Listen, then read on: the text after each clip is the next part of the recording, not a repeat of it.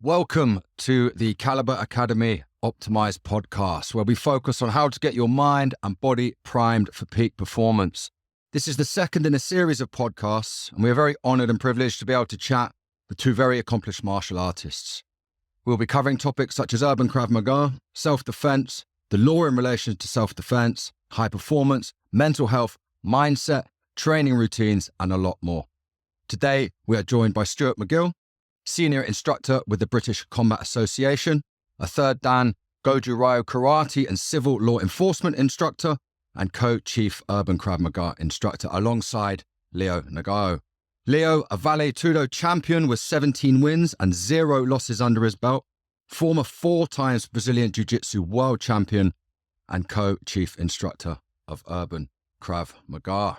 So let's start with Urban Krav Maga and the lineage behind that and how you two came together from there. So Stuart, would you like to explain to us what the Urban Krav Maga is and what the lineage is? Right, we'll talk about the lineage first. I trained a few places under a few people. I would say I trained mostly under Chris Rowan in Goju Ryu Karate, in which I got to be third Dan before I just basically went off and explored a few other opportunities, as they say. Chris trained with Yamaguchi, and Yamaguchi trained with Miyagi. Miyagi is the guy that appears in The Karate Kid, another movie I recommend anyone to watch. But certainly Chris's lineage was particularly good. Chris, a very impressive martial arts instructor. Not as good as Leo, of course, and nowhere near as pretty. But I did a few things myself. I worked with a couple of other Krav Maga organizations. I was interested to find something which was more directly useful and applicable to self-defense situations. And I liked the Krav Maga mentality of, this is the problem, what's the solution? I wasn't always that taken with some of the solutions, and I wasn't always that taken with some of the aspects of the organizations I worked with. So I basically went off by myself. It was about this time, our friend Andy Rawlings, who's now down in Brighton. Tough. Andy came to go ahead and train with Leo, and he said, give this guy a go. Because I always wanted to go ahead and up my ground game.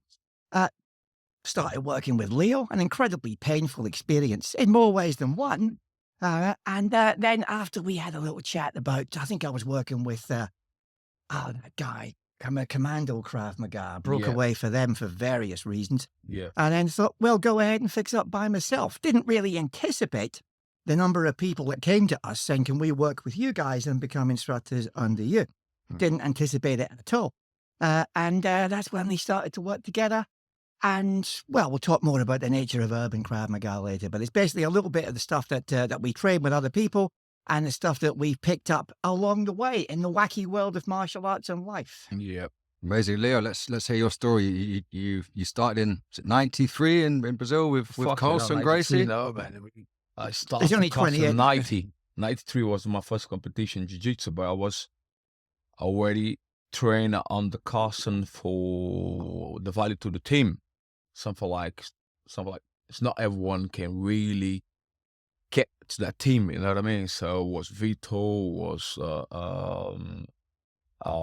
Murilo Bustamante, was all the big names back in the days on the UFC. Now everyone retired, of course. A couple of years have been passed anyway, but it was something like was the best time in the history of the Brazilian Jiu-Jitsu, because now all the Brazilian Jiu-Jitsu now don't focus so much on self-defense point of view. They're really more like on the sport. Like the federation is not allowed to do heel hooks, not allowed, if people doesn't know what heel hook is leg locks, kind of leg locks, you're not allowed to do anymore. So all the important things on Jiu-Jitsu is not allowed anymore. So, but back in the days, was everything goes, you know, that's what I was training, that's what. And you had 2 different gyms. I remember you telling me there was like a Vale Tudo, which is more sort of like street fighting style, and then there was the more traditional... Two dojos, more two traditional dojos. BJJ style. So just for the people that don't know so much about martial arts, just tell us the difference. What is Vale Tudo? It's no who's bar. There's some rules, no rules at all. No, so you cannot gouge the eyes. You can't gouge the eyes, and you can't... No, grab the balls. You can't grab the balls or gouge the eyes. Everything else is fair game. So Vale Tudo, I think, means basically everything's okay. Anything goes. Yeah. How did you get into translation. Vale Tudo? What was the progression from But it's not progression. I was playing on, Pokemon, the games. Before you had the machines on the shoppings, and then we had the machine just underneath Carson Grace's gym. Okay. And then Brazilian Jiu-Jitsu, I was there, playing, and Carson Grace saw me. I had the size already. I was. How old are you at this point? 15. 15. So he's seeing you, Yeah, he's like, right, come into because gym. my father was karate Kyokushinkai, like I was telling you. It's a kind of powerful karate. It's like a Vale Tudo, but just stand up. So it's not on the ground. And my father was teaching me already. So, and then Castle come out. You want to do jiu-jitsu? I say, what the fuck? I say, what? I was thinking for myself, what jiu-jitsu is, isn't it? It's the older man wants. And he said, oh, you want to try? I say, okay, try what? Jiu-jitsu. Come for me. And then I went upstairs, and then it has all the team. I said, oh shit, it's martial art.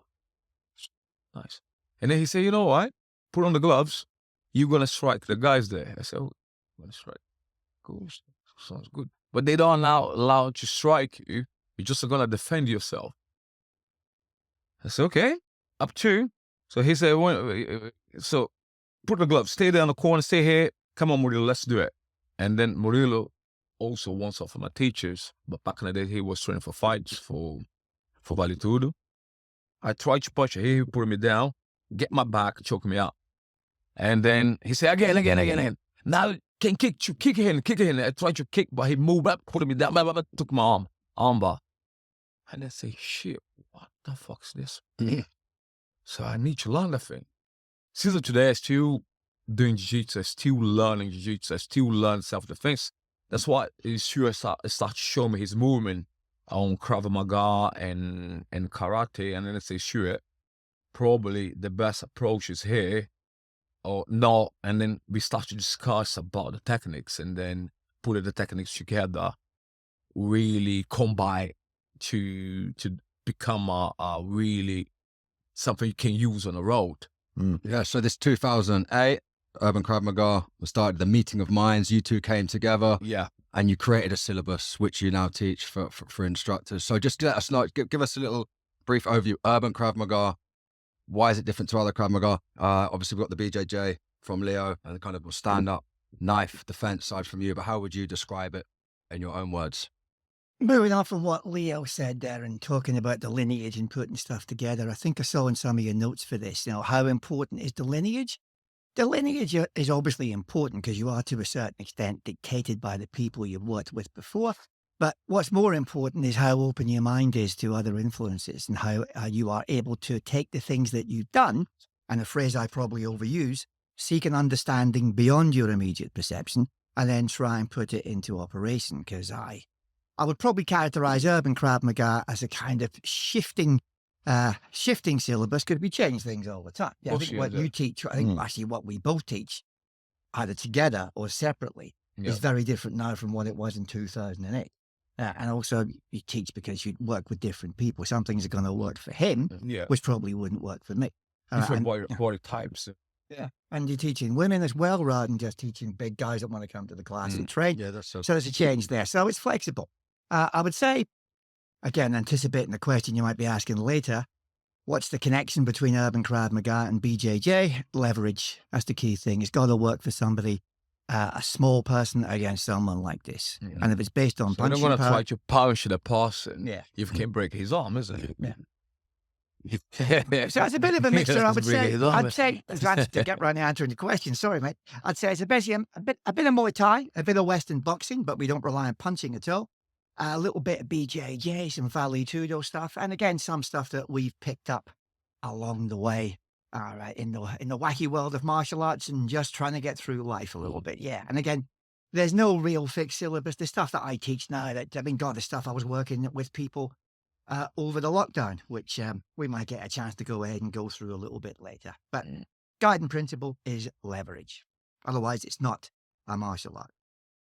Anything to add there, Leo? I agree. Yeah. So I like all, man. I tell you, I like all martial arts. Yeah. Okay. I like all. There's no specific skill or just the way they carry themselves. Everything works. Or in and outside the ring. Everything works. I don't care. Oh, This. I would say all-time favorite. I got to say it, not just because he's sitting next to me, but one of the people that I've got most benefit from working with has been Leo. Again, Leo got a very open mind, and he does, despite appearances. He does actually think about it. And it's actually very important to think. You know, he used to go ahead and call me up on a regular basis and say, I'm just on the tube, and I thought, if this guy grabbed me, I'd do this to the fucker. Yeah, so it's important. Conscientious. It's about because on my mind. I like to solve problems, isn't it? So I'm a kind of It's a person. problem-solving ability, isn't it? And sometimes I wake up in the evening and I say, "What? Now I know. How do I do that choke? Now I can get it." So Stuart was showing me the things, the locks with on the wrist, kind of wrist lock on the Krav or this and that, and then different things people cannot do it, and then I say, "Why they cannot do it?" And then I loop around on the movement. Yes. And eventually, I know. That's why he said, "Oh, things we're doing on being trained on the lockdown now come up now. We need to sit down, maybe put another deep together or something like that." Yeah, we should do. Well, it's like what you said, Stuart, about not being fixed, and it's like not just having those set moves. It's like, the lineage can show you that, but then it's having this open mind and this curiosity to fix the problem. And sometimes that requires being open and flexible. And also the realization that it's not all about you. I think we all train with some instructors where it's more about them up top. They should be demonstrating how good they are rather than being there for the student. So, I mean, the ultimate goal in martial arts, of course, is to conquer the ego. I think we're both some way short of that one yet. So what the student need? I think, No, but the point is what the student need. It's not what I need. Yeah. It's just, And you made a good point earlier on. You say when you teach females, it's going to be different to when you teach males, I guess, in terms of the way that the fights are going to kind of start and kind of end up as well. So you have to have that adaptability, right? I even thinking in the original Krav Maga, Urban Krav Maga syllabus that I learned from you was ashtray to the head. Obviously, no smoking after 2017. So that's the way that it's adapted. Obviously, we do the bottle smash.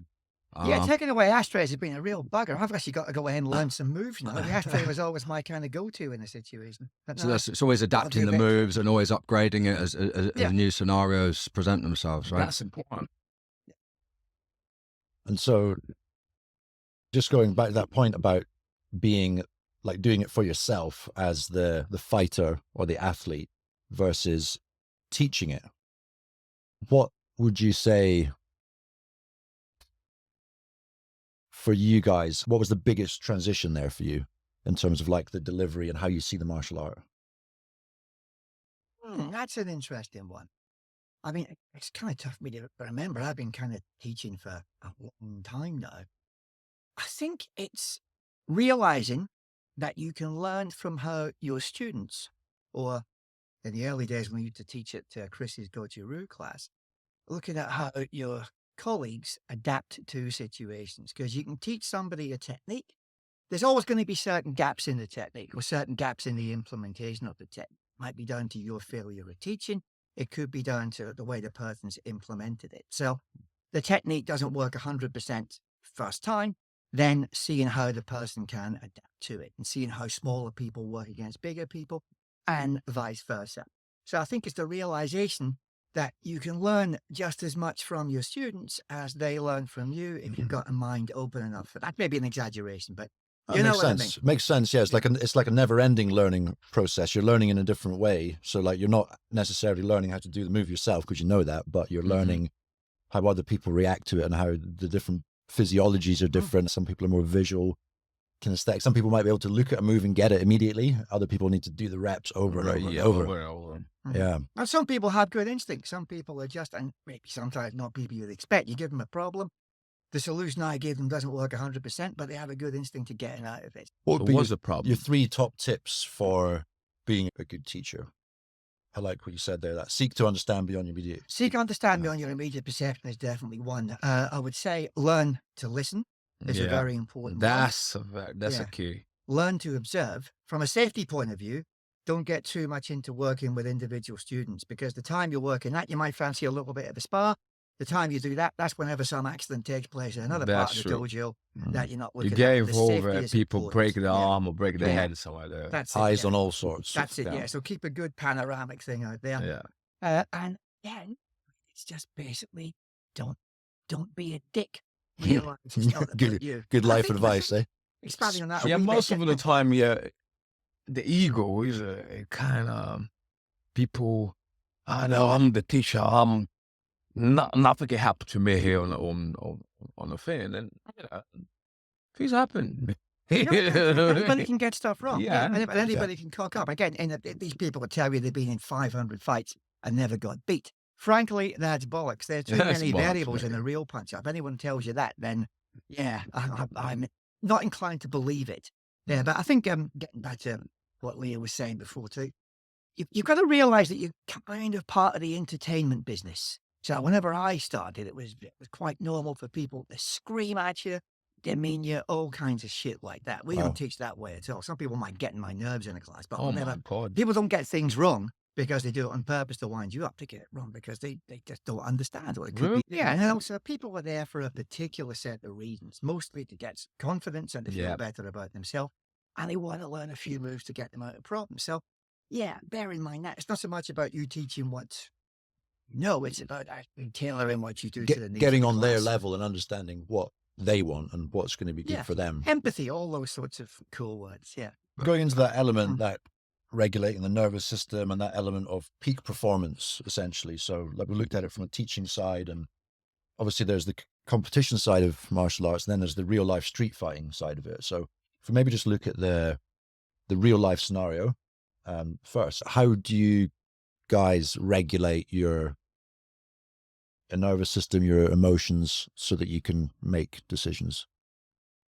But where, when? I think That's the key. For example, last week when you turned up to my house, you said that you had almost had an altercation with someone. You were on your bike, you weren't paying attention. He came up to you, and then it was like, and you said, I was completely wrong, but I was trying to kill the guy. Yeah, but you said you were two steps ahead of what you were going to do. But also knowing what you know, like having the ability to de-escalate. I'm gonna let it go. If he came to you, then it's a problem for him. But within the knowledge that you've got, the de-escalation element of it is part of a martial artist, I guess, kind of you need to control yourself. Responsibility. Yeah, right. To control myself, I don't put myself in a situation already. Yeah, like you won't go to the pub, or you won't go to we come to a festival. As soon as the light, as soon as it's getting dark, you're like, right. No, as people get drunk, I leave it. People want to have a I know myself. So what goes through your head when someone is? That's a good question. Looking like the other day, someone cuts you up on the road or whatever, but they're verbally annoying you or verbally being aggressive. What's your thought process? Because it has a distance, right?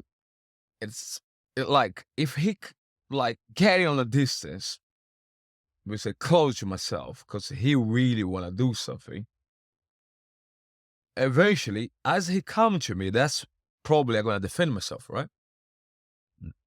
But if he keep his distance, oh good. That's fine. That's fine. Yeah. I say, if he come, I'm going to punch him in, I'm going to put his down, I'm going to get his back, I don't want to let it go. So, I was really calm. I say, I'm going to pass him that way. Look, he's a big guy. You're going to come, I'm going to punch him in, I'm going to put his down, and then I'm going to let it go. What's the most threatening or sketchy situation that you've You telling me been the in, story about outside and how did you get out of it? Once I had a student of mine, Amian, right? So, and that was living for him. And they like to drink that beer that have alcohol. Oh, Amian, that time up in, God, yes. Yeah, sorry. And I had a fight with 20 kids, but look like they don't know martial arts, but probably they know martial arts, but with training, not in my level, right? Just like to put in here, like when most people say I've had a fight with 20 people, it's like with 20 people, with nice way. But when we're talking with Leo, there's no. It's not. It's real exaggeration. No, I said, man, I just killed them. Tell us how that unfolded. Tell us how you dealt with it. Do you have 20 people? Yeah. Against one of you? Okay. So explain that situation. I knock out maybe 5 or 6. They start to walk back, and then come another one and knock it out. And they come out of one log here, and they start to grab the rocks and throw the rocks. I said, no, come. And then Amos said, no. But I was here, and then they said, come on. You start to throw the rocks, and they said, no. And then let's run. I start to run, but I realized I left my bag. I said, I'm gonna go get my bag. You see, I was a bit stupid because probably they had a knife or something like that. They can kill me. And I went down, I took my bag, I went back home. Eventually they come, they knock at the door. As they knock at the door and they say, fuck, now getting serious. You thought they were coming to attack you again, right? Me. Yeah. Right. And then they say, okay, fuck, let's do it. I don't care. I open the door and then the guy come to me, so don't worry, I just want to learn it for you. So you got some clients out of this Where fight do you situation. teach? And I looked to him and said, I teach South London. Oh, we cannot go South London. I said, okay. Thank God for that. That's South London. That's a good story, that one. I like it. You know what I mean? So yeah. Stuart, is there any time that you've had to, you've had to use your skills? Most recent time was actually a couple of years ago. I think it was just before the lockdown, actually. I accompanied some people to an anti-fascist march. It was actually quite funny on the way in there because the cops stop you at a certain place and say, are you with the Tommy Robinson mob or the anti-Tommy Robinson mob? And given my skinhead haircut, dodgy tattoos and bad teeth, they said, oh God, this guy must be with Tommy Robinson. So I had a bit of a part to explain to cops I was actually with the anti-Tommy Robinson crowd. And a long story short, the march was over and I was looking after these people outside the pub. Everyone's relaxing a little bit. A couple of fascists went past. I think we'd seen these people before.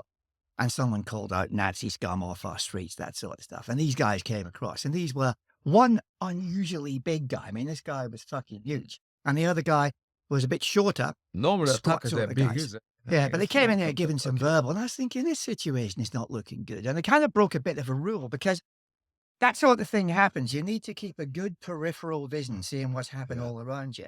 But I kind of remembered these people from an altercation a long time ago because you're one unusually tall guy and one other very squat guy. Do you remember a character on Viz called Cockney Wanker?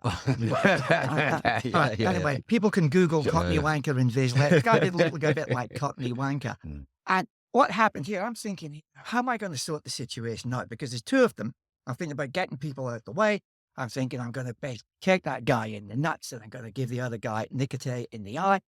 And then Geezer comes in offside there. He pulls a flagpole off one of the girls that we were with.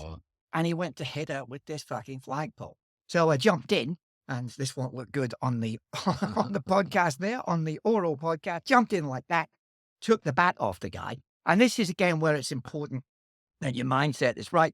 And I'm not such a big fan as other people of the whole de-escalation thing, but you have to do things which will not escalate the situation. I took the bat off the guy.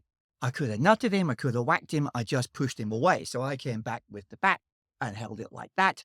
And then this guy and the other two just fucked off, which was enough to just like settle the situation. Yeah, they did seem to get a little bit quiet after that. Yeah, again, so I was pleased, obviously, that I stopped the girl getting whacked with the fucking bat, but I should have been much more alert to what was happening around me. I just got distracted by the fact that I kind of recognized these two from the dim and distant past. But your mindset is important, and it's good to do shit that which just accomplishes what has to be done. I mean, someone said to me afterwards, why didn't you just beat the shit out of the guy with the bat? Now, if the old Bill turned up, and you have to think about it, and the guy's on the floor, and you're knocking the crap out of him with a baseball bat, it's very hard to persuade the old Bill that you're being progressive. That's true. Yeah. That's one thing in teaching when people say, we learn preemptive striking. So it's about learning. And you said earlier on about the distance. As long as they're far enough away that they're not a problem. No problem. It's fine. We can de-escalate it. But then it's like, when do you decide to switch into that kind of mode and defend yourself, in doing so attacking the other person? That's always been something for me. I remember when I got attacked, I phoned you up straight away, and I was like, the guy got out the car door, and you were like, you should have just booted the car door in, and little things, and those things you go over in your head afterwards, and you're like, oh, maybe I should have done this X, Y, and Z. But ultimately, I walked away and I was fine. Same with your story there and your story. So it's like, you know, when do you decide to flip the switch, turn into It's kind the of training. The more you animal train, mode? easy, isn't it? Yeah, I guess the more confident you are within your abilities, then you are. There we go. So it's knowing, it's knowing turn it when on. to do it as well, Yeah. how and when to do it, isn't it? Because I get the female client specifically, I was like, you know, if you've got a guy and you've told him to fuck off, then they come forward. Like then that's that's when you've got to strike, because you might have the weight or disadvantage and things. So then you've got to use your timing as your advantage. You got to make a judgment, and a judgment has to depend on your various experiences and your assessment of the overall situation. Say if it's just one big guy in front of me, I'm reasonably sure even now I could cause the big guy enough damage, I'd be able to get out the way. If it's a big guy with all his mates and some of them are carrying, I'm more inclined to be a little bit more politic and just seek some means, of getting out there as soon as possible. So you have to assess the situation. In terms of the mindset, I think I've talked about this in a few. And then another point, I would say, you don't have you never win enough on the road. There's nothing to win there. Yeah, so, that's a good. That's Yeah, that's don't win on the road. That's one of the wisdom. Yeah. And bear in mind, Be smart. Be smart. The win is be to not smart, get mate. hurt and to Just be smart. Yeah, be smart. Yeah, be smart. But in terms of mindset, and this is something that I used to get involved with whenever I was dealing with salespeople, there are various things you can do to switch you on. Like some people, they have this thing. You see them do that? And what this does is NLP anchoring. Sorry? Anchoring. Something like that, yeah. A lot of these things actually have been around for a while, but they're given a different label these days. You go ahead and do something like that, and you think about something where it turned out right for you in the past, or where you did something good. It anchors the memory to a physical state, which That's is it. Exactly, yeah. productive. And with that, then that gives you a boost of testosterone, because testosterone is pretty important. They've done various studies on this, and I mean, it's A lot of champions. It's like big, kind of almost like beating your chest. It's and like primes you for war. Like, say if I walk out and get in a confrontation right now, somebody outside there, thinking, Christ, I want to go ahead and get my mindset out. Because I could just be thinking nice and happy. You know, just think, that was a nice chat with the guys up there in the podcast studio. And Leo wasn't actually that annoying after all. Oh, I've never had occasion to think that. But I could just be like that. Okay. Somebody fronts me up. I think, All right, cool. Right, so what do I need to give me a big boost of testosterone? So you do something like that, and that reminds me of a time and never think what, get you a testosterone boost, and then you get a little bit of thing in there. Or you can think about some other time, like the first time Leo put me down, picked me up and took me down. Took me about 10 minutes to fucking get over it. So sometimes it's good to think of that and think about that and think, maybe you don't want to overreach yourself here, son.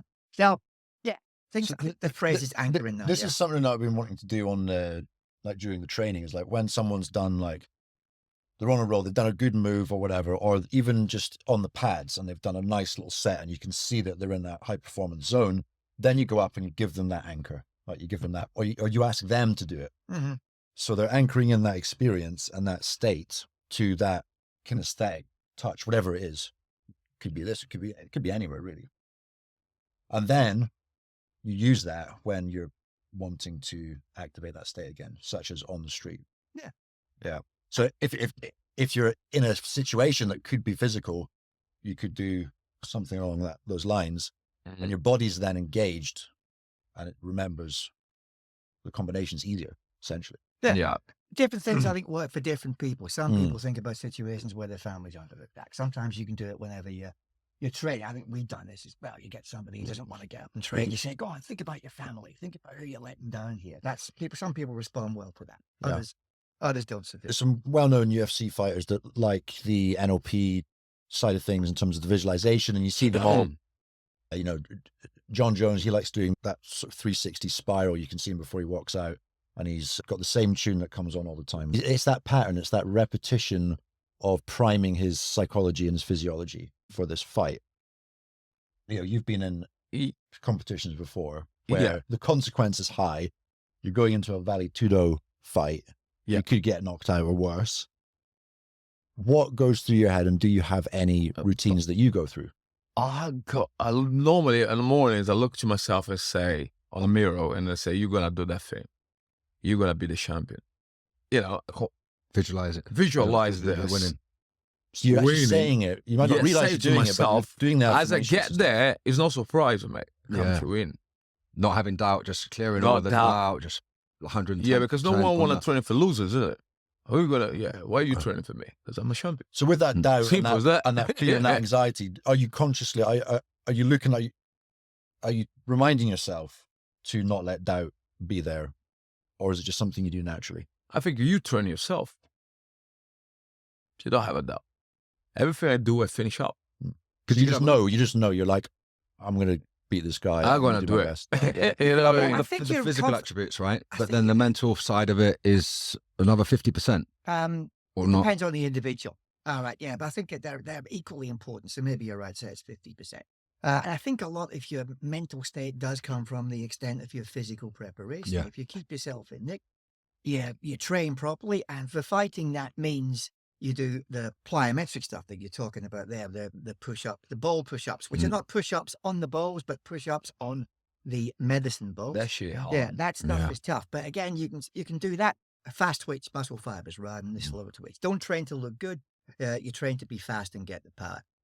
For martial artists, the Olympic lifts or variations therefrom are by far the best because you're training fast. You're also training your cardio to a certain extent. I hate running. I cannot stand running. But if I go for a run, I will do the 30-second sprint. Sprint for 30 seconds. Do this first thing in the morning because it gets your metabolic rate pumped up for the rest of the day. 30-second break, another 30-second sprint. You do that for 5 or 6 times in the morning, and then a gentle jog back home. You're fixed up. So I feel even now at 63 that I'm in a shape where if the fight's over, You're 63. Wow. I know. Well, Fuck good, it, yeah. good fit, 63. So, If I get in the fight, if it's I can get it over in the first 30 seconds. All right, then I'm going to be okay. If it's more than 30 seconds, I'll have to sit down. Normally the So- things Yeah. that happen too quick, is it? So you must explode. In Yeah. terms of Yeah, so yeah. that's quite Yeah. intense training. So like in terms of recovery, like what would you do to recover sufficiently from something like that? Is that something you consciously think about? Food, sleep. Yeah, sleep. I don't sleep enough because I'm trying to ferment a revolution here. I haven't got time for sleep. But yeah, I think sleep is important. Quality rest is important. And certainly, I mean, unless you're if you're trying to make weight. If you live in London, it's impossible. Fuck it up, man. Yeah, So that Yeah. place is crazy. So you need to live with someone nice and quiet. Just train. from your experience from teaching and your clients that you've had over the years, do you see lots of changes within your clients that come to course, you yes. over the years? And in what kind of ways? Give us some examples of, people who might have come to you that have been right on the edge, that have this whole kind of routine, discipline, training, learning has helped them to better themselves. Are there any specific examples that you can recall?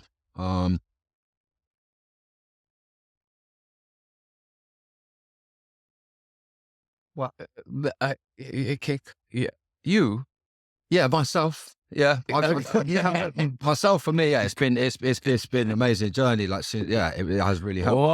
What? Yeah, 100%. I know you have so many. You have clients from all over the world. My class is there. You be in my class, right? I've been in your class, yeah. Yeah, you don't see angels there, is it? No. Yeah, of course. Okay. But I think that's another side that martial arts You gives to see how people. it It's works, that yeah. direction, and Yeah, it's the kids was taking drugs, selling drugs, and do all the kind of things nowadays. One become a musician, another become this. They had families.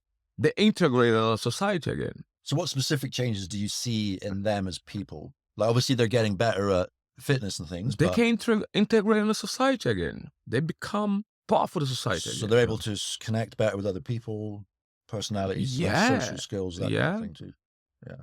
I think it's important to remember. Sorry, go on and ask the question. I was just going to ask, like, you two specifically, like, how has Krav Maga, Jiu Jitsu made you grow as a person? Oh, my days. I don't know about that particularly. I think it's important to stay humble. At the same time, whenever you get in front of a bunch of people, you need a certain level of arrogance to get up there and tell people to do that.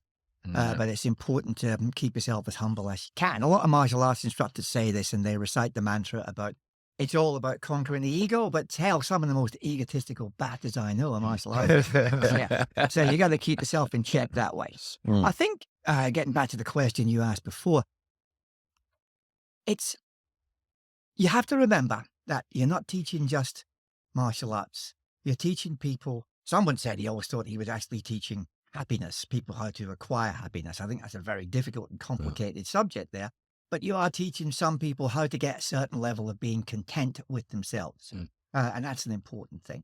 one thing I like to say on this is that you do have to realize how important you are to people that have been training with you for a while, and you have to act accordingly because you are up there. You are something of a role model. Neither you and I or Sage or regard ourselves as particularly being sense, but you do have to act that way, which encourages people not to be a prick. And you have to moderate your language. Certainly, these days, I don't like the phrase political correctness or woke, but the sort of metaphors that I would have used 20 odd years ago to describe things, I wouldn't do it now because it causes offense.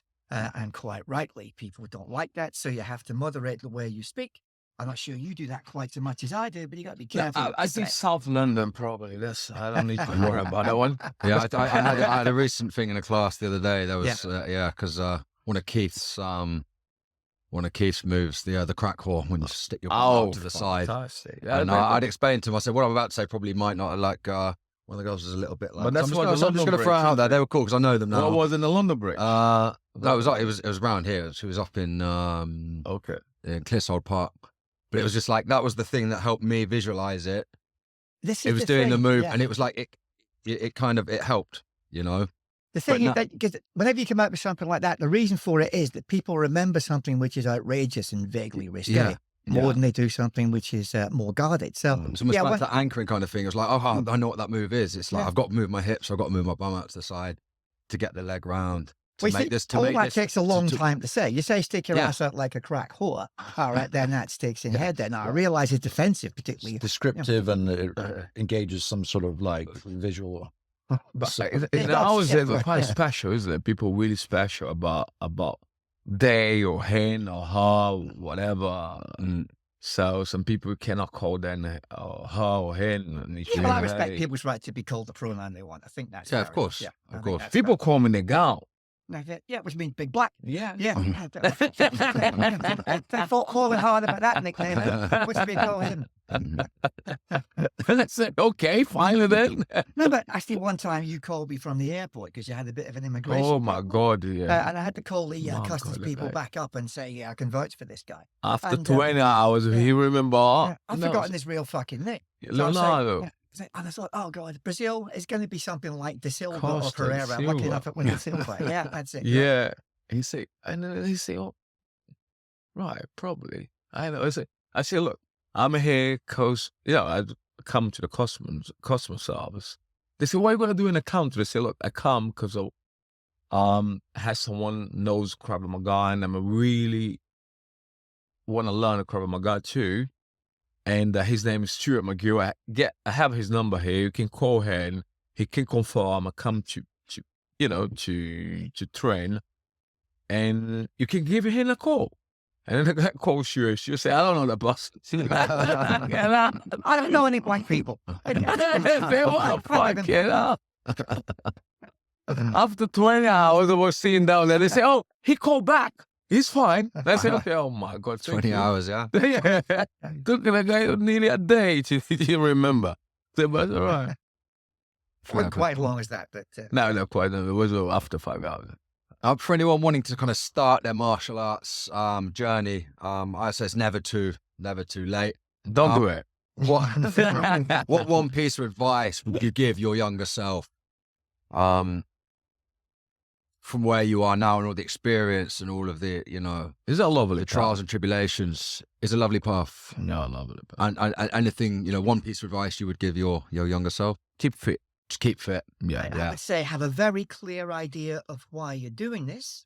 This won't be one, unfortunately, but I'll try and make it 1A, B, and C. Very clear idea why you're doing it. Be aware that you will be extremely disappointed, mostly with yourself on a regular basis. And you're talking years, decades on certain things. Yeah. You don't try to hurt people around, isn't it? Because people learn. Yeah, that kind of goes like different. And they learn things to hurt people on the road. So that's completely true. I would also say, whenever you go to a potential instructor, ask to see the class first. And this is a practical bit of advice. Ask the guy who gave him his most recent teaching qualification and who gave him his first teaching qualification. Various people fix him up as, form their own style. Hell, like me. So we don't form my own style, call myself chief instructor. Be aware of people like that. Yeah. So in your answer, we touched on that before. So in answer to your question there, who gave you your first session, and who gave you your first Your last certificate. Your last certificate. Last certificate myself. That's a fucking good question. Actually, it'll be long. It's your own question, mate.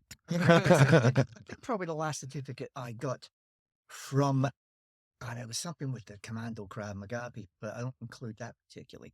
The law enforcement instructor. I got that 10 days course in Budapest, which was fucking tough. Did that at 45. They must have thought I was some crazy old man, because I am. Yeah, so that was a tough one there. Yeah, and the first one would have been from Chris, the first Dan. Okay. I would have said that was like in early 90s. And I guess your certificates speak for themselves, right? The 4 times world champion. Yes, the tough one really wasn't custom, really. And that was through the belt system, I guess, every right? single day. No, it was not for the belts, because I was training for the team, and then they supposed to fight against the Kalibre. It's something like freestyle grappling. The guy was doing no gi, we was doing gi, they was doing no gi, and then say who's the boss, whatever. And then that day was something like that time was big, the training was really tough. Every day was striking, grappling, boxing. Was doing a lot of boxing there, so it was really tough. Yeah. After that, everything went to a little bit smooth. We won't go into too much, but you were actually banned from MMA, weren't you, in England, for a foul move that you didn't quite understand because of your lack of English at the time, right? And yeah, my English. It's still my English not that great, but the back of the days I didn't have no English. But sorry, didn't you have a corner that was shouting out? Well, my corner did that. Yeah, my corner. Yeah, and that was just in Portuguese. Because your corner were people that thought you're fighting in Brazil, rather. I know. See, today he so it was honest mistake. It was an innocent move. Right? Well, I'm intrigued what the move was now. So the point is, he say, "Oh, near his head open." Like Vale Tudo, that would have been fine in Brazil. Crack him on. But in MMA, he had his in Brazil was amazing. So you need him at what he had both hands. He had his hands on the ground. On the ground. Yeah. Okay. So I could strike his head, but not. I even don't know because it was a little bit on the back of the head, a little bit on the side of there. I asked the guy if he want to carry on. He just said no. So that kind of stopped your kind of potential rise to further fame within problem that. was UFC, is it? Because I was supposed to fight UFC after that, but UFC did allow me to do it because I had a problem here. Mm-hmm. What year was that then? 2006, 2007, 2006, 2007. Yeah. Okay, so then Urban Krav Maga came along, I guess. And then she was saying, why? Okay, to teach let's put something together here. Just one thing from your history, I just wanted to touch on real quick. You told me when we were training before about the Gracie Hunter. What his name was? Sakuraba. He said I was supposed to fight against him. You were supposed to fight him, and he pulled out. He pulled out because he said, I just need a warm-up fight, this and that, but I was training very hard to fight against that guy. And eventually he didn't want to fight because he was beat up all the Gracies. And I said, that's a good chance now for myself to go in there, beat up the guy, because he took a few Gracies on the Kimura.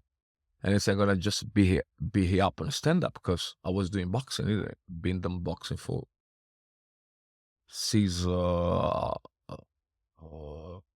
17 or 16, 15 years old. Yeah. And he backed out. He didn't want to smoke. Up. Yeah, he said no. But what the fight was on 2 weeks ago, I was waiting for my ticket to go to fight against him. Where was that? What Tokyo? Country? In Tokyo. Yeah, big show. Yeah. And I said, man, this can change my life, isn't it? I want to go there, going to beat up that guy big time. And then they choose another French fighter. What could have been? That's good. The concept of flow, we talk about that a lot in peak performance. That's when we are performing at our best. Athletes in particular, often talk about being in the zone, where you lose that sense of self, that sense of ego, that sense of time, and we're really performing at our best. Have you personally experienced this state when you're fighting? And if so, like, how would you advise someone to get into that state of mind? we say to get focus. Like in the zone where you're. Yeah, that's In why the- I say, yeah. as you say, okay, I'm focusing out to fight. I'm there. Which is one of the flow triggers. Actually, I like that to leads breathe, complete you know, concentration. as I breathe, count to 3, go. Mm. So you've been training with you say have to ground. Yeah, like, yeah. Gets you into that. So you got complete Like- concentration and that embodiment, Yeah. getting in contact with the body, Get and that helps you present. get. You need to get present. You Yeah. know what I mean? Yeah. As I breathe, present. What about you, Stu? Have you experienced that state of like being in flow, God mode? God mode. God mode. I used to call it God mode until I came off the bike. When I came out of God mode, and then I was like, what is this weird state of consciousness where everything just seems to be perfect and one thing just flows effortlessly after the other? I think the operative phrase there is the one thing. I think one of the reasons why I train people to do the techniques whenever they're knackered, it makes people suspend thought. And so you're doing it from this back part of the brain rather Yes, than this yeah. part of the brain here. So the Japanese idea of mushin is very mushin. Any Japanese people listening, I apologize for the pronunciation.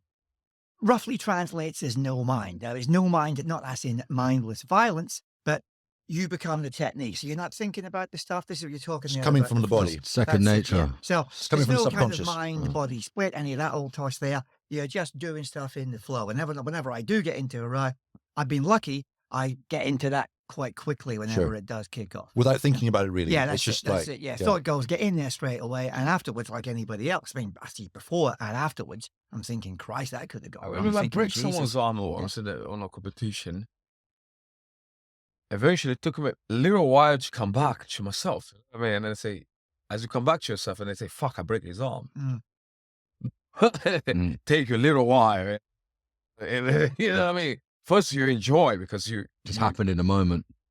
you're there. You're not thinking about the You know what I mean? concept of it too much. There we go. So I You're, become- you're But very even much. then, but remember that last fight you had when you had to lose something like 7 Fuck fucking yeah, no. kilos, yeah.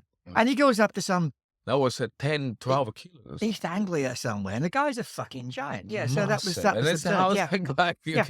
But Oh, he cut. You cut weight, but he was clearly Look like the guy didn't cut none. Oh right. no, this yeah, was so- just bullshit. yeah. But, and the guy was giving it a little bit, having a go about jiu-jitsu before. So Leo took him down, but because you did cause the guy some serious damage. But when you look at the worthwhile putting the clip up there, you put the guy in the Americana, you did it really slowly and deliberately. You wanted to get the guy to submit rather than break his arm.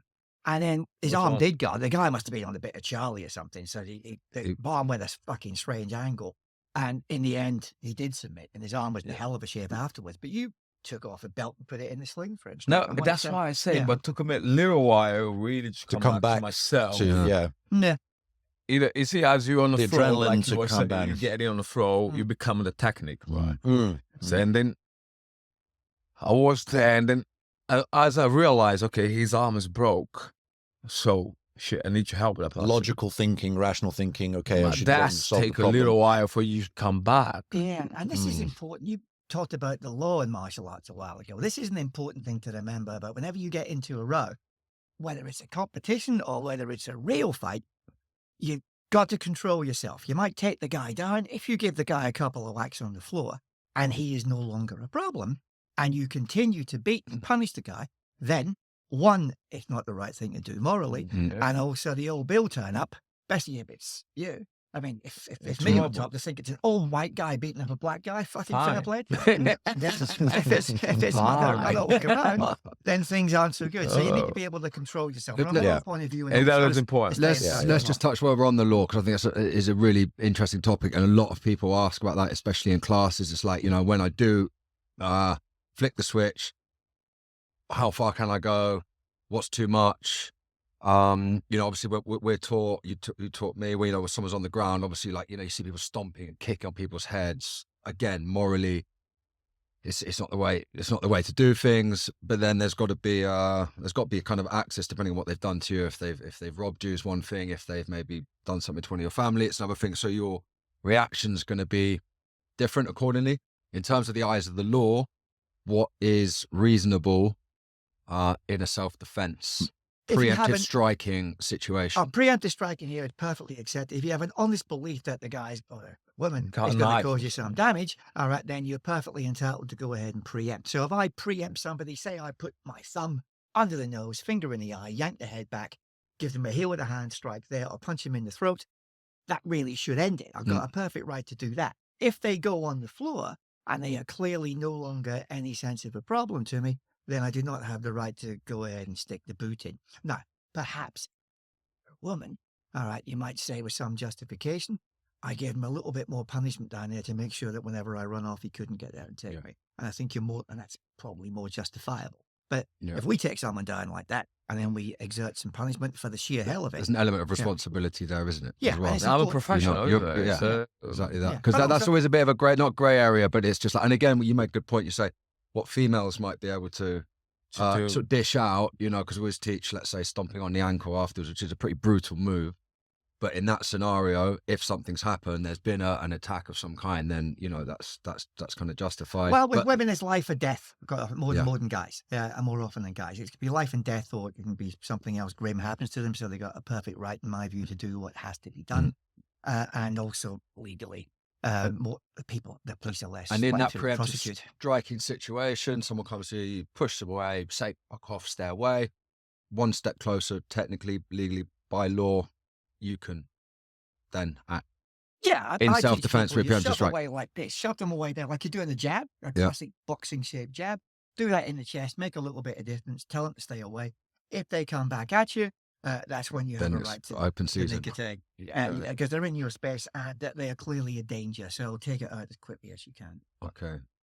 And in this city, assume they're on a bit of Charlie, and assume they've got a blade and something. Yeah. So with this training of Krav Maga, where we've talked about the training of Jiu Jitsu, and obviously there's Jiu Jitsu gyms all around the world, and you can go and roll quite heavily in these places, and often. But they do there's lots of them. Jiu Jitsu. You find a place that they really do self-defense. But with Krav Maga, how do you drill those moves in?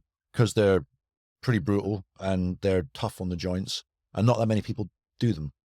It's hard to find a buddy that does that. So I recommend to do a private class for sure. Yeah, but how does it differ? I mean, how did you do it? How did you get as good as you are?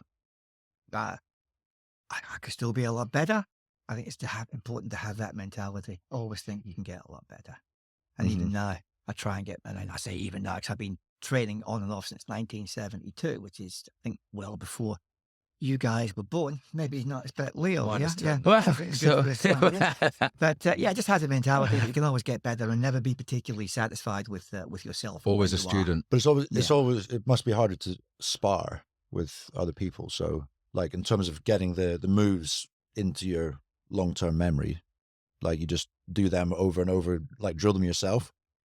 Yeah, we just work out with students. It's more difficult as you get older, certainly. Again, it's not like you're doing judo or karate or something like that, because Krav Maga has kind of lock really can break your wrist or break your neck or kind of positions.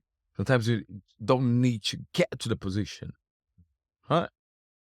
It's a kind of simulation only, right there. Okay, so. Or you get the position, then you just don't do the technique. Don't do the technique. That's what I'm getting. It's the difference of how do you train for it, basically. You cannot spar in Jiu Jitsu or in judo or something like that. So you know what I mean? So there, if you go full time and it kind of locks you take out his arm or take out his life. So you sort of maybe just go a bit slower, walk through the routines with each other. And don't do nicotine when sparring. No, of course not. Here with a hand I believe it. There you go, right. Okay. So little adaptations to the move. No, we used to train Goju. We did actually train quite hard that way. Yeah, I caught a few people with nicotine myself quite early on. But you end up with about 3 people in the class who are all fucking psycho. Yeah. So you got to be a bit careful with that. It's just things you pick up over a year. But here with the hand strikes like this are better. Even then, you can have some problems. So you just got to be careful and do not do unto others that which you would do unto them, and do not do unto others that which you do not want them to do. That's quite important. Because at some point, karma will give you a kick in the nuts. Yeah. Are there any specific books or mentors or like philosophies that have played a major role in shaping your mindset towards peak performance?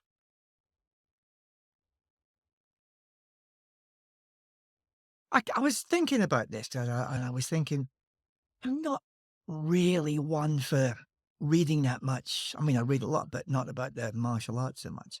There was one book I read a couple of years ago. I'll send you the link so you can stick it up if you want to on any web page that accompanies this. It was about speed, and it was actually quite useful because the guy gave various speed drills and speed exercises. It was speed of thought as well as physical speed. But the guy would actually say it's very important to visualize yourself as the fastest man, woman on the planet. And I think that I'm not really, wouldn't say I was a great one for the visualization, all that sort of stuff. I'm a bit too old for that old bollocks. But this was actually quite useful. Just think of yourself as a really fast person, and that helps quite a bit. So that was one of the more influential martial arts books I read. There's been a few. Remember the name of it? Sorry? Do you remember the name of the book? I will dig it We'll up. find it. It was by a guy who did Arnie. All right, but I can't actually remember the name of the book. It's a few years since I read that one. And there's been other things I've read by, various dormant recollections and so on. You can get a little bit from them, but I think that in terms of teaching the mass of people who aren't big lumps like Dorman, they don't give you much of an insight, to be honest there. Yeah, but in terms of the philosophy would definitely be always seek understanding beyond your immediate perception, which Chris Rowan used to say all the time. And again, a straightforward case of don't be a dick. And remember, it's not. I think that's very important. That's the underlying philosophy. Yeah. I mean, we don't always achieve it, but we try. Leo, something I wanted to ask you specifically, going back to our time in Thailand earlier this year when we were on the retreat. Yeah. My philosophy when I go to Thailand is I like to go to all gyms and train with as many different people as possible. We went and found one guy called Santos who was The dragon. you call him the dragon. He was he's a very tall, thin guy, but he's an elbow technician master, right? It's pretty strong. Right? And you were like, I want to go back and see Santos. And I was like, well, I'm going to go and, go to this gym. There might be an elbow guy, a knee guy, a kicking guy. How important is it? Well, how do you view trainers in certain fields and your allegiance to them? Obviously, like I train Urban Krav Maga. I would never in a million years even think about going to a different school because of my respect for you two and what you've taught me. But when I go to Muay Thai in Thailand, I don't have one guy I go and see all the time. Although I've got my favorite Santos and I've got another guy, Park, that I go and see. But I like to go and test out as many different coaches as possible to kind of pick up different elements. And then when I was discussing that with you, you were like, you need to pick one guy and learn everything. The samurai. Yeah. One master. Yeah, mate. So this goes. So how do you pick the martial artist that you want to learn from? When I was That's doing, the key thing, though, isn't it? It's like you want your master to be the right guy. you got to find it. You got to find him. You found Santos. He's your guy. To find him, you might have to fish around a little bit. And, Nah, bro. But when you know, you know. Understand. Then you know, yeah. Yeah. I think the best technique is the technique that works for you. So from my point of view, I'll find the guy who can help me use my best techniques and my abilities the best. So it's going to be somebody who sees what can you do and what can make it better. With that me, has deep understanding about the subject, is there? Deep understanding about the subject, but also we try to get a pretty deep understanding of you and your capabilities there. Like I'll get some people teach different people. Yeah, I'll get some people who are never going to get certain techniques. So you teach them what they can work on. Some people are good with the fist. Some people are good with the What I see you doing, Stuart, you teach Krav Maga for anybody. For any person I see come in on a mat, come in on the gym, they normally, when they leave, they know something. I went to Covent Garden. Was Covent Garden? Yeah. I went there. It has the people is a bit different for South London, isn't it? That bit. Covent Garden. Yeah. Yeah. I want a bunch of South London yobos. No, I'm way too expensive for those people. Yeah, I say, okay. So I went to his class and I say, sure, how can you teach that people? He say, no, Leo, I know. Eventually, I see people doing correct things. And I say, sure, you're doing miracles here. I said, my God. I said, okay. Remember, I run after half an hour. It's, There's the electoral. Done. I think there are certain teaching attributes which you have to work on as well. And so you have to learn how to teach. There are various people I've various worked with people. over the years who are very good practitioners but cannot teach to save their ass for various Because I've been reasons. teaching a lot of fighters. So Certain people could teach like me. Certain people shouldn't really teach like me. Okay, you have to develop your own characteristics. Yeah. But there are certain principles. Don't dick, make sure it's not all about you. That's important there. And do not give people too much at one go. And always have a certain plan for the class geared towards the individual students in that class. Right, so if I'm teaching a bunch of his guys, it'll be quite different from teaching a bunch of my regular mob that come in. They tend to be a little bit more kind of, for want of a better term, a little bit more kind of middle class. So what's the future, Stuart? I know you retired a few years ago, but you're back in the game again now. And you're not doing the instructor, Urban Krav Maga instructor anymore, but what's the future for Urban Krav Maga? And where can people find out more about what it is you do? You're teaching once a month in Regent's Park? A class by invitation in Regent's Park. By Not invitation. a general And class, you're not but, doing your Covent Garden class? No, the Covent Garden class, unfortunately. Ricky and Joe, two of our better guys, took it over, but the class just basically fell apart because the location went after the lockdown. Yeah, but they still teach in Blackheath on Monday nights, which is a good class if people can get along there. I guess we got to think now about getting the new cadre of instructors fixed up. It's not something I particularly want to do because I'm a little bit tired. I have other occupations now. But we need to look at getting more people trained in, and we got to talk about the way we can at some point do that and have the idea of doing 5 days, 9 to 5. It horrifies me. It always has. So just to let everyone know, like the requirements for becoming an instructor, you have to do 2 sets of 5 days from 8 till 5. After the second lot of 5 days on the 10th day, you can then go for your pressure test, which is essentially everyone in the class coming at you, knives, bottles, haymakers, and it's pressure test 12 minutes, 11 minutes, 10 minutes, 11, I can't remember. 2 minutes at the ground 2 minutes ground and pound. 10 minutes dealing with the Then 10 attacks. minutes And dealing also with the attacks. first 5 minutes you'd be sparring as well. Yeah. And don't do it unless you're a relatively experienced martial artist. Yeah, we've had some people come along who knew fuck all, and they said they did. It was clear they didn't, and it didn't end well. So that's just for experienced martial arts. But it's good to have a go, is it? Because that's what I tell people. You've got to start have a somewhere. go. It's, have a go and see how you feel. Yeah. Start somewhere. And how many instructors? How many instructors are there under the umbrella of Urban Krav Maga under both of your instruction? Oh, it's hard to say right now because quite a few people stopped during the lockdown, and again, we haven't really kept the whole thing going. But I'll send you the link to the various people across the country. You can stick it up. But in terms of active instructors, some of them we've lost touch with. Others like Hydra, he's still working up there, but he's doing very much his own thing. So I wouldn't say he was one of our instructors. He certainly teaches some of our stuff, but he's somebody who's branched out and done stuff by himself. You train with Shout out to Hydra, yeah. That's it, yeah. Hydra Combat. Yeah, he's very good. He's up in northeast London. In Leighton, yeah. That's it, yeah. So, we have a range of people, but we need to think about we've all recovered from the lockdown, about getting more people qualified and also doing some more training for the people that have trained with us already. Guys, don't forget, keep it Kalibre. Tune into the next podcast coming soon.